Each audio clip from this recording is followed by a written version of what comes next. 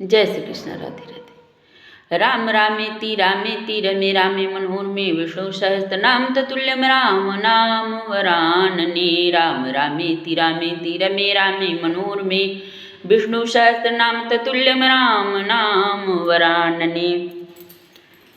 इस द्वादशाक्षर मंत्र को भगवान भोलेनाथ ने स्वयं माता पार्वती से कहा था। उन्होंने कहा था कि हे पार्वती, यह द्वादशाक्षर मंत्र है, महामंत्र है। यदि इस मंत्र का उच्चारण कोई भी करता है तो मैं उसके जीभा में निवास करता हूँ, सरस्वती बनकर। मैं उसके हर कर्म में, हर नियत में उसका साथ निभाता हूँ। हे गौरी, इस मंत्र में वह शक्ति है जिसकी कोई कल्पना नहीं कर सकता। देखिए, यह अपार प्रेम भोलेनाथ का मेरे नारायण से। जब सारे देवता स्वर्ग ले लिए, ब्रह्मा जी ने ब्रह्मलोक ले लिया और स्वयं नारायण ने वैकुंठ ले लिया, तो क्या बचा? मृत्युलोक, धरती। तो भोलेनाथ ने कहा कि मैं इस धरती पे रहता हूँ और इस धरती पर जो भी पूजा पाठ भजन कीर्तन मेरी न करके मेरे नारायण की करेगा तो मैं इसके कर्म से मैं अति प्रसन्न हो जाऊंगा। अगर मेरे प्रभु की पूजा हो गई, उनके निमित्त कर्म हो गए, तो मेरा कर्म अपने आप हो जाएगा। जब भी कोई मरता है, आप लोग देखते होंगे कि जब उसकी अर्थी निकलती है तो लोग बोलते हैं राम राम सत्य है, राम नाम सत्य है। क्योंकि जितना राम नाम का उच्चारण होता है, जानते हैं ऐसा क्यों होता है? इसीलिए कि जितना राम नाम का उच्चारण होगा, उतना उस श्मशान पर जब जाएंगे तो वहाँ भोलेनाथ से उस मृतक का या उस मृतका की मुलाकात होगी। बिना भोलेनाथ से, अंत समय में भोलेनाथ से मुलाकात जरूर होती है। चाहे जैसा भी हो, कितना भी पापाचारी क्यों ना रहे, उसकी मुलाकात श्मशान में मेरे भोलेनाथ से होती है।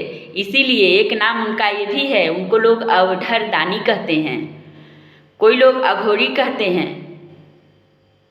काशी में तो ये भी कहा जाता है कि जो काशी में मरता है ना, उसको स्वयं भगवान भोलेनाथ उसको अंत समय में गुरु मंत्र देते हैं। और इस बात का जिक्र उन्होंने स्वयं माता गौरी से किया था। तो गौरी माता ने पूछा था कि इसको मैं कैसे मानूं?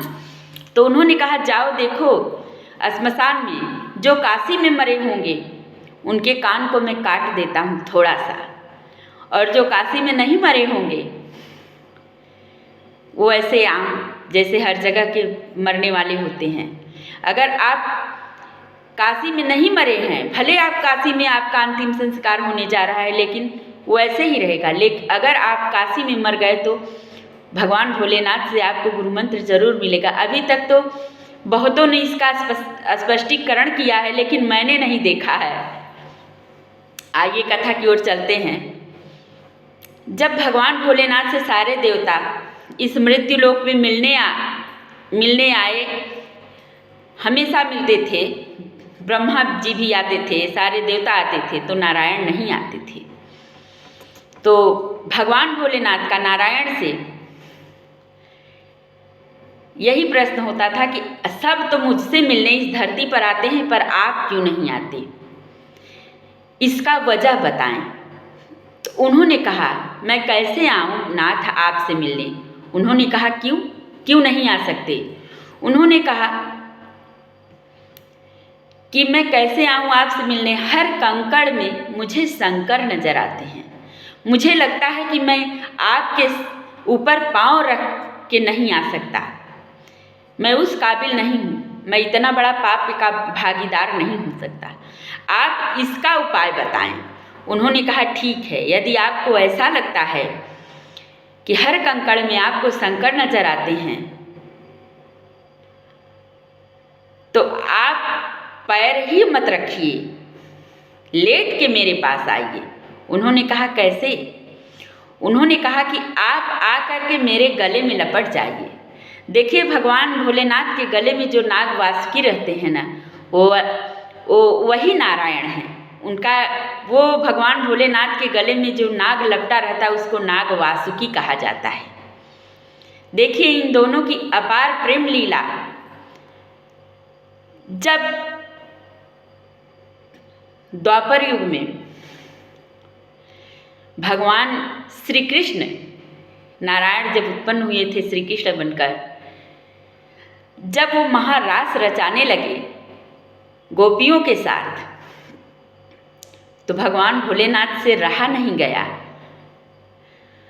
वो माता पार्वती के साथ लुगाई बनकर उनकी चल दिए, और जब महारास में पहुँचे तो उनको सारी गोपियों ने और स्वयं कृष्ण भगवान ने उनका हाथ पकड़ लिया। आज भी वहाँ वो गोपेश्वर के नाम से जाने जाते हैं, गोपेश्वर महादेव। बहुत सारी ऐसी लीलाएं हैं कि भगवान भोलेनाथ के बिना न मेरे नारायण रह पाते हैं और न नारायण के बिना भगवान भोलेनाथ रह पाते हैं, और न तो भोलेनाथ के बिना नारायण रह पाते हैं। इसीलिए भगवान भोलेनाथ के मंदिर में आप जाओ, वहाँ भोलेनाथ के मंत्र का उच्चारण करो या ना करो, उनका नाम पुकारो या ना पुकारो, लेकिन यदि आपकी जीभा से राम नाम निकल गया, इसमें भगवान बहुत प्रसन्न होते हैं। 24 घंटे में जब भगवान भोलेनाथ नंदी से सबका हिसाब मांगते हैं कि कौन कौन मेरे दरवाजे पर आया, नंदी मुझे बताओ, किसी ने मेरे राम का नाम लिया कि नहीं लिया। नंदी बताते हैं। अगर नंदी ये बताते हैं कि फला आदमी आया आपका नाम लेके इतना इतना चढ़ा करके गया, भगवान मूक बने बैठे रहते हैं।